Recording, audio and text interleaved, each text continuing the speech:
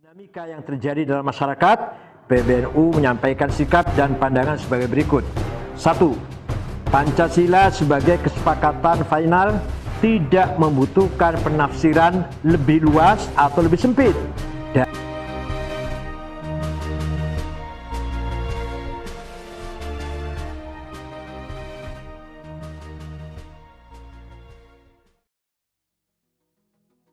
Assalamualaikum warahmatullahi wabarakatuh.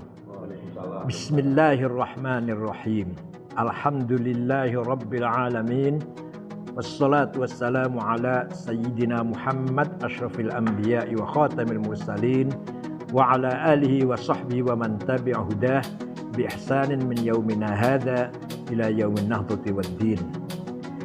Bersyukur pada hari ini kami Pengurus Besar Ulama dalam keadaan sehat walafiat, tidak ada kekurangan sedikit pun, tidak ada halangan apapun. Kesempatan ini akan kita manfaatkan untuk menanggapi situasi yang sudah mulai menghangat, merespon rancangan undang-undang HIP yang sedang digodok di DPR. Itu merupakan hal yang sangat penting karena menyangkut ideologi negara kita, yaitu Pancasila, yang sudah diterima bulat oleh seluruh bangsa Indonesia, terutama Nahdlatul Ulama ketika Munas di Situbondo sudah menerima dengan bulat bahwa Pancasila asas tunggal semua warga bangsa Indonesia dalam bernegara ini. Terutama Gus Dur waktu itu paling getol menerima asas tunggal Pancasila dengan alasan-alasan teologis, alasan-alasan sosiologis, alasan psikologis. Walhasil musyawarah ulama di Situbondo telah membahas ideologi Pancasila. Waktu itu sesepuhnya Ki Haji As'ad Syamsul Arifin, yang Ali Maksum, Kiai Mahrus Ali, dari berbagai segi, pandangan dari berbagai segi. Kesimpulannya NU bulat-bulat menerima Pancasila sebagai asas tunggal negara. Nah, sekarang ada rancangan undang-undang HIP, haluan ideologi Pancasila, yang dianggap oleh beberapa pihak, terutama ormas-ormas Islam, para ulama, para kiai, agak menyinggung perasaan karena dianggap menyimpang dari kesepakatan Pancasila yang sudah diputuskan rapat BPUPKI ya. Rapat tanggal 18 Agustus 1945. Rapat BPUPKI. PPKI tanggal 18 Agustus 45. Nah, banyak sekali secara surat resmi atau via WA, via telepon, antara lain Kiai Haji Anwar Iskandar dari Kediri, Dr. Farid Wazdi dari Kalimantan Timur, mendesak agar PBNU segera mengeluarkan pernyataan sikap resmi menanggapi isu tersebut. Dengan demikian, kita akan bacakan sikap PBNU secara resmi yang akan diantar dulu pembukanya oleh Ketua PBNU Bidang Hukum, Bapak Kiai Haji Robikin M. Has, M.Hum. Silakan. Assalamualaikum warahmatullahi wabarakatuh. Waalaikumsalam. Bismillah, alhamdulillah, salatu wassalamu ala ma'ala. Teman-teman, saya langsung bacakan saja sikap resmi Nahdlatul Ulama. Judulnya, Sikap Pengurus Besar Nahdlatul Ulama terhadap RUU Haluan Ideologi Pancasila.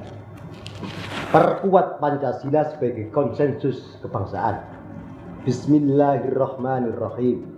Setelah melakukan pengkajian mendalam terhadap naskah akademik, rumusan draft RUU Haluan Ideologi Pancasila atau HIP, naskah akademik dan catatan rapat Badan Legislasi DPR RI dalam pengambilan keputusan atas penyusunan RUU HIP tanggal 22 April 2020, serta mencermati dengan seksama dinamika yang berkembang di masyarakat, Pengurus Besar Nahdlatul Ulama perlu menyampaikan hal-hal sebagai berikut. 1. Bahwa segala ikhtiar untuk mengawal, melestarikan, dan mempertahankan Pancasila sebagai falsafah bangsa, dasar negara, dan konsensus nasional patut didukung dan diapresiasi di tengah ancaman ideologi transnasionalisme yang merapuhkan sendi-sendi keutuhan bangsa dan persatuan nasional. 2. Pancasila sebagai titik temu kalimatun sawa yang disepakati sebagai dasar negara adalah dari satu kesatuan proses yang dimulai sejak pidato Bung Karno pada tanggal 1 Juni 1945, Rumusan Piagam Jakarta 22 Juni 1945 yang dihasilkan oleh tim 9 dan rumusan final yang disahkan oleh PPKI pada tanggal 18 Agustus 1945. Secara historis, Pancasila sebagai dasar dan falsafah negara yang disahkan pada tanggal 18 Agustus 1945 adalah hasil dari moderasi aspirasi Islam dan kebangsaan. Dengan rumusan final Pancasila sebagaimana termaktub dalam pembukaan Undang-Undang Dasar Nasional Republik Indonesia 1945, Indonesia tidak menjelma sebagai negara Islam, juga bukan negara sekuler, tetapi negara nasionalis religius. 3. Bahwa rumusan final Pancasila merupakan legasi terbesar yang diwariskan para pendiri bangsa yang terdiri banyak golongan. Karena itu, menonjolkan kesejarahan Pancasila 1 Juni dengan mengabaikan kesejarahan Pancasila 22 Juni dan 18 Agustus berpotensi merusak persatuan, membenturkan agama dengan negara, dan menguak kembali konflik ideologis yang akan menguras energi bangsa. Tindakan apapun yang dapat menimbulkan mafsadah, kerusakan bagi persatuan nasional wajib dihindari, karena Pancasila dirajut oleh para founding fathers justru untuk mencegah perpecahan dan mempersatukan seluruh elemen bangsa dalam sebuah tenda besar negara kesatuan Republik Indonesia. 4. Bahwa Pancasila sebagai perjanjian agung Mitsaqul Ghalidh tersusun dari 5 sila yang memuat nilai-nilai luhur yang saling menjiwai, di mana sila ketuhanan menjiwai kemanusiaan, persatuan, kerakyatan, dan keadilan sosial. Kesatuan nilai-nilai Pancasila yang saling menjiwai itu tidak bisa diperas lagi menjadi trisila atau ekasila. Upaya memeras Pancasila menjadi trisila atau ekasila akan merusak kedudukan Pancasila baik sebagai filosofi groundslog, falsafah dasar, maupun fundamental norm, hukum dasar yang ditetapkan pada 18 Agustus 1945. 5. Bahwa Pancasila sebagai stat fundamental norm adalah hukum tertinggi atau sumber dari segala sumber hukum yang termaktub di dalam pembukaan Undang-Undang Dasar 1945 sebagai hukum tertinggi yang lahir dari konsensus kebangsaan Mu'ahadah Watoniyah. Pancasila tidak bisa diatur oleh peraturan perundang-undangan yang lebih rendah. Pengaturan Pancasila ke dalam seluruh undang-undang akan menimbulkan anarki dan kekacauan sistem ketatanegaraan. 6. Bahwa Pancasila sebagai filosofi groundslog adalah falsafah dasar yang menjadi pedoman untuk mewujudkan negara Indonesia yang merdeka, bersatu, berdaulat, adil, dan makmur dengan tujuan melindungi segenap bangsa Indonesia dan seluruh tumpah darah Indonesia, memajukan kesejahteraan umum, mencerdaskan kehidupan bangsa, dan ikut melaksanakan ketertiban dunia. Untuk mencapai tujuan dan cita-cita negara, Pancasila merupakan ideologi prinsip yang menjiwai sistem penyelenggaraan negara dan pemerintahan. Penerjemahan Pancasila sebagai ideologi kerja selalu mempertimbangkan dinamika dan perkembangan zaman, membakukan tafsir atas demokrasi Pancasila dalam suatu undang-undang jelas akan mempersempit ruang tafsir yang memandekkan dinamika, kreativitas, dan inovasi yang dibutuhkan untuk mendorong kemajuan bangsa sesuai tuntutan zaman. 7. Bahwa kesalahan yang terjadi di masa lampau terkait monopoli tafsir atas Pancasila tidak boleh terulang lagi. Kendati demikian, hal ini bukan merupakan dasar dan alasan yang dapat membenarkan perluasan dan atau penyempitan tafsir atas Pancasila dalam suatu undang-undang yang isinya mengatur demokrasi Pancasila dan demokrasi ekonomi Pancasila sebagaimana rumusan RUU HIP. 8. Bahwa obsesi untuk menafsirkan Pancasila secara ekspansif akan menimbulkan ekses negatif berupa menguatkan kontrol negara dalam kehidupan masyarakat.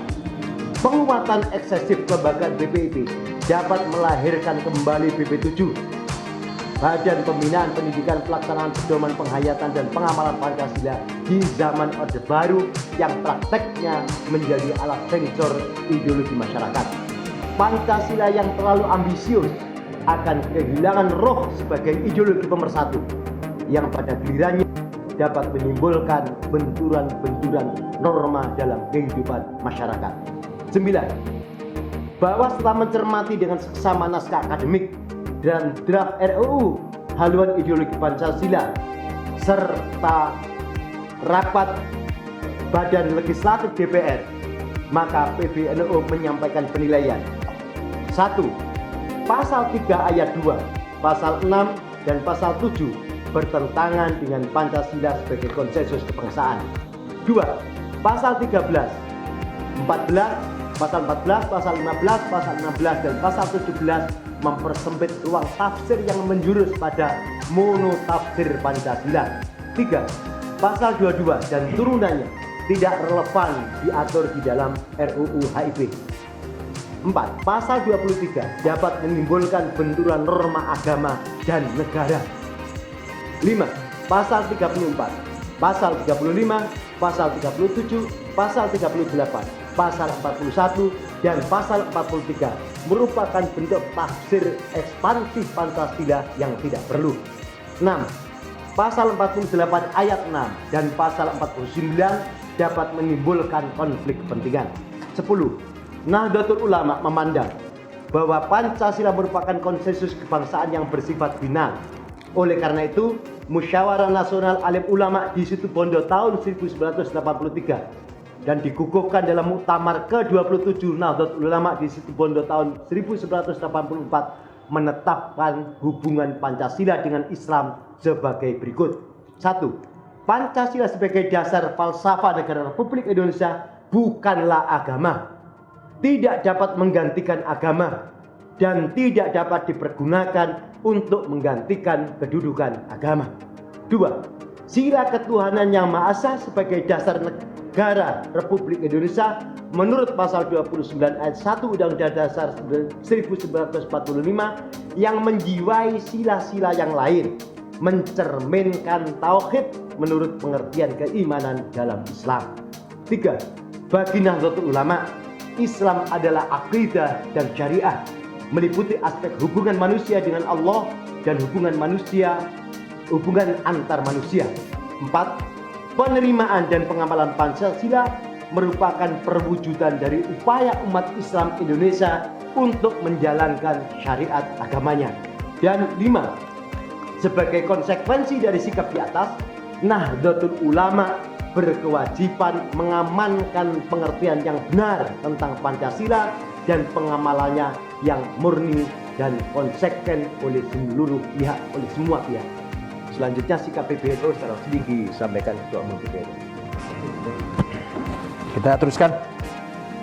Berdasarkan pokok-pokok pikiran dan penilaian atas naskah akademik, rumusan draft, rancangan undang-undang HIP dan catatan rapat Badan Legislasi DPR RI dalam pengambilan keputusan atas penyusunan RUU HIP tanggal 2 April 2020, serta dengan mencermati dinamika yang terjadi dalam masyarakat, PBNU menyampaikan sikap dan pandangan sebagai berikut. 1. Pancasila sebagai kesepakatan final tidak membutuhkan penafsiran lebih luas atau lebih sempit dari penjabaran yang sudah dituangkan dalam pembukaan Undang-Undang Dasar 1945 beserta situasi batin yang menyertai rumusan finalnya pada tanggal 18 Agustus 1945. 2. Rancangan Undang-Undang HIP dapat menguak kembali konflik ideologi yang bisa mengarah kepada krisis politik. Anyaman kebangsaan yang sudah dengan susah payah dirajut oleh founding fathers kita bisa koyak kembali dengan rumusan-rumusan pasal rancangan undang-undang HIP yang polemis. 3. Tidak ada urgensi dan kebutuhan sama sekali untuk perluas tafsir Pancasila dalam undang-undang khusus. Pancasila sebagai filosofis, groundslot, dan state fundamental norm merupakan pedoman yang mendasari platform pembangunan nasional. Jika dirasakan ada masalah mendasar terkait pembangunan nasional di bidang demokrasi politik Pancasila, maka jalan keluarnya adalah reformasi paket undang-undang bidang politik, legislative review.